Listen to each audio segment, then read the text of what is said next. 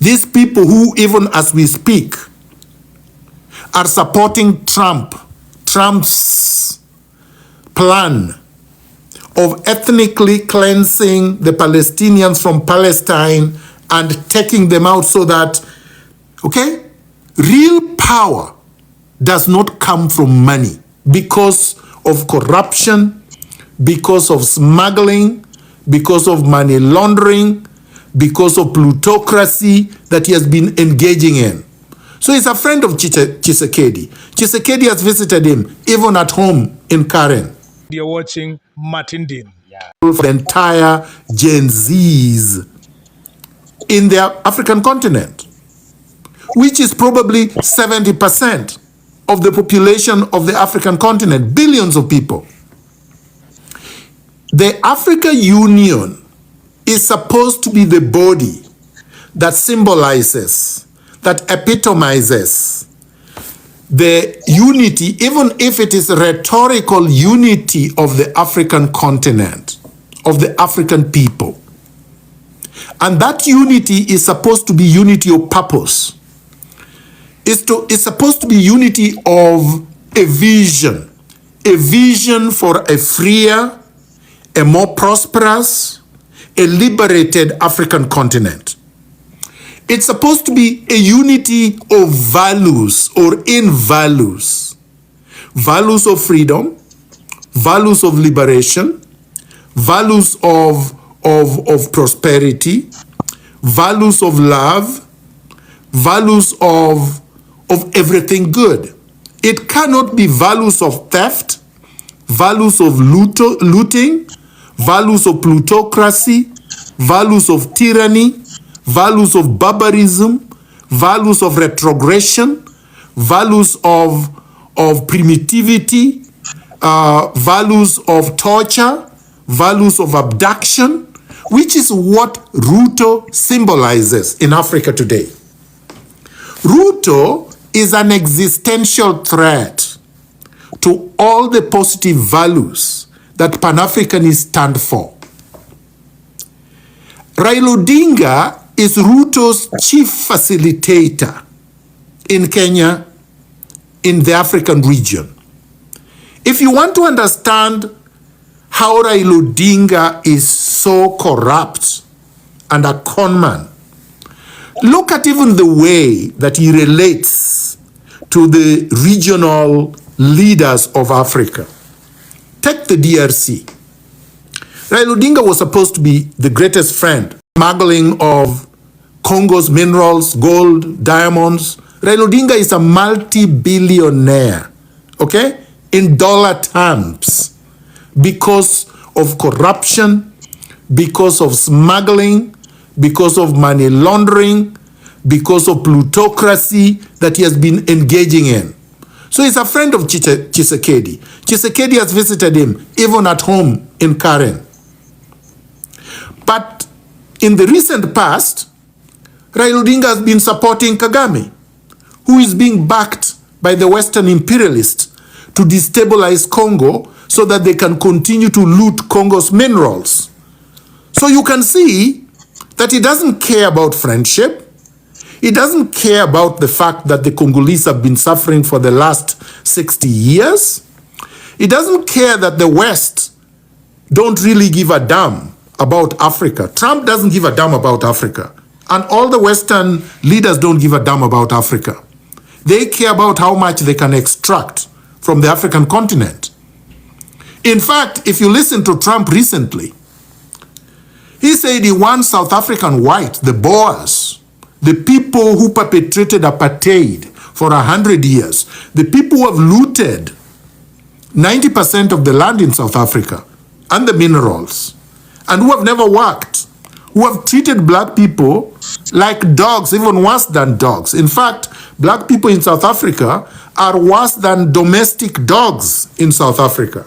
The South African domestic dogs, the dogs in South Africa belonging to white people, are fed better, are housed better, are treated better, and are considered higher in terms of hierarchy than the African black South Africa. Although he's saying everybody should leave the United States who came to the United States illegally, the only group of people that he would allow, without even requiring them to apply for a visa, is a South African Boer, a South African white. Which means that to Trump, black people are not human beings. Anybody other than white person is not a human being. And he said, white South Africans will be able to come to the United States without a requirement of a visa.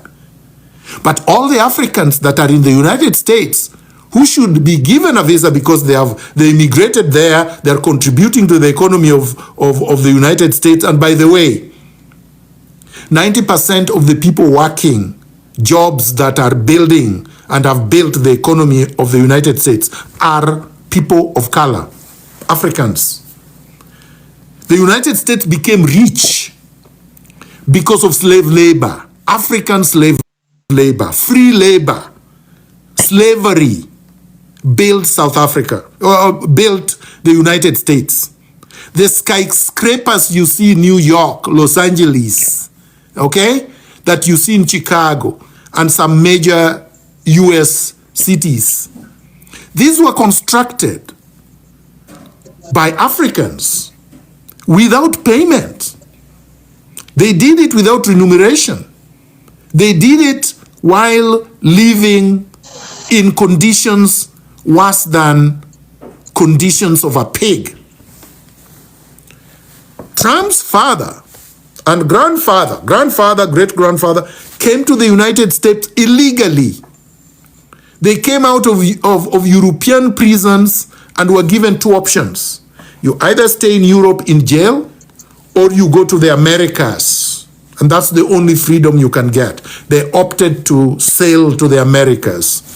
This land, North America, does not belong to white people.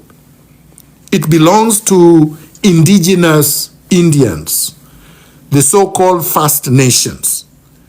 So don't buy this BS of Musk and Trump that somehow they own North America. They don't. They don't have more rights to North America than Africans.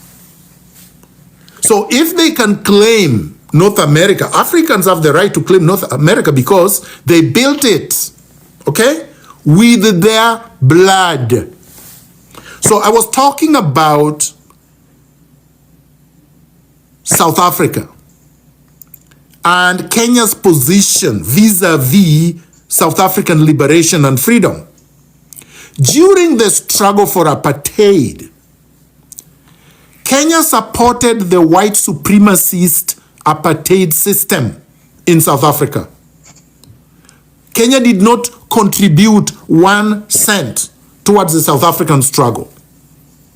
Kenya gave refuge to South African Boers, the whites who are oppressing South African blacks in South Africa.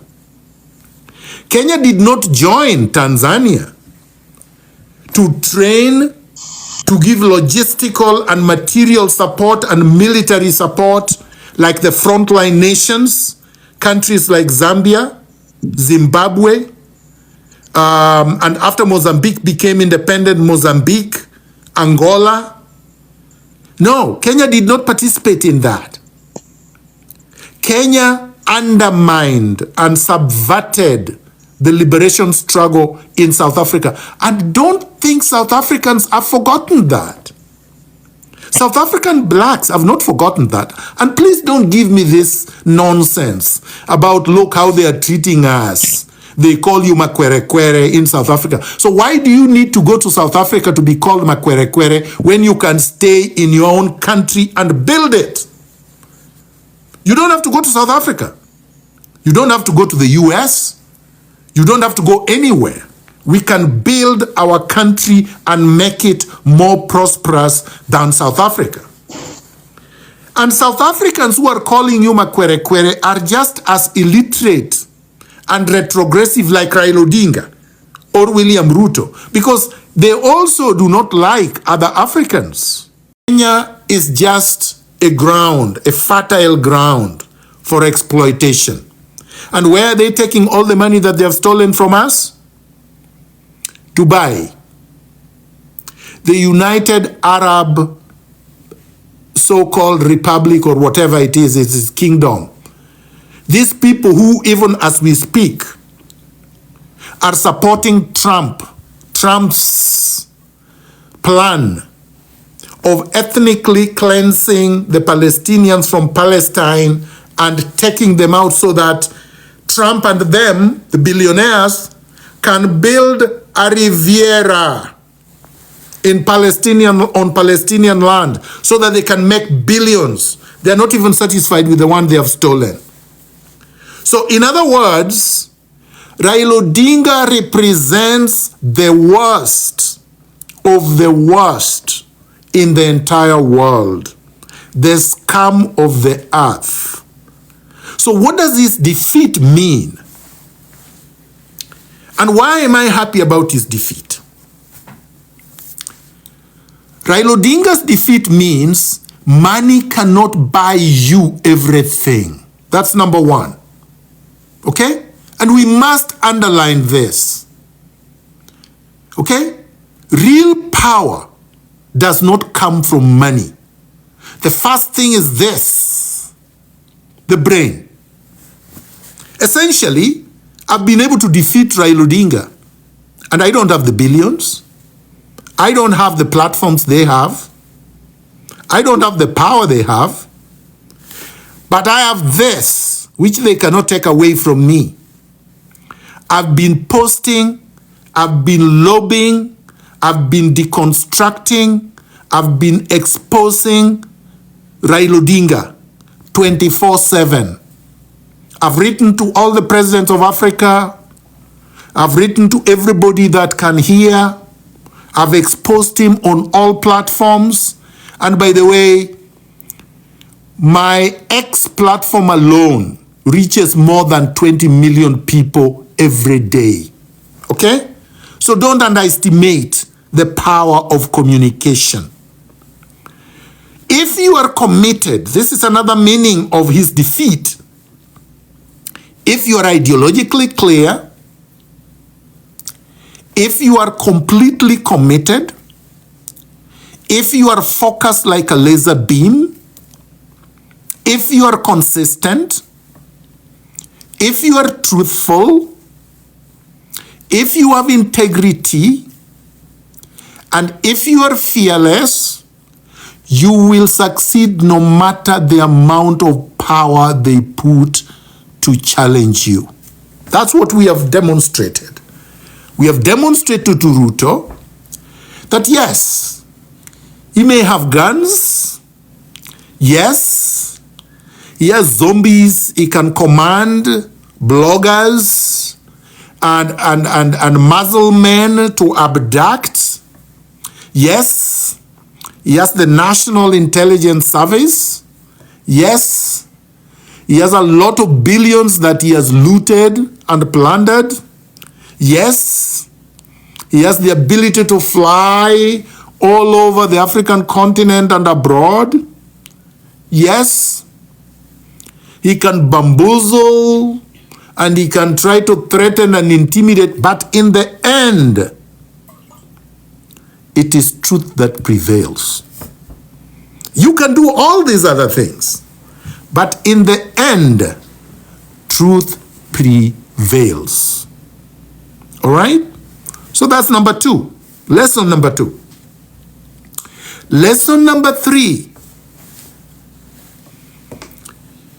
The record that you leave behind, the record of evil doing, the record of betrayal, the record of retrogressive politics perpetrated consistently and persistently by these renegades, by these bandits,